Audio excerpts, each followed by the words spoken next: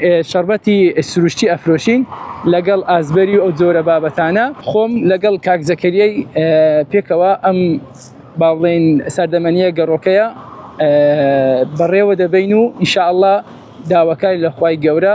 بەدڵی هەمووان بێتن و مرۆڤ پێویستە دائیمان پشت بە بەهرەکان و توانایەکانی خۆی ببەستێ لە ژیانی ڕۆژانەیاندا. داواش لە خەڵکی دەکەم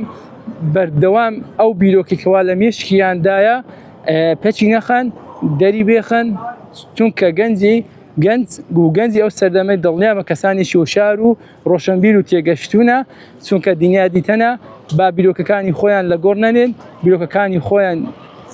وەدەر بێخن و بیرۆکەکانی خۆیان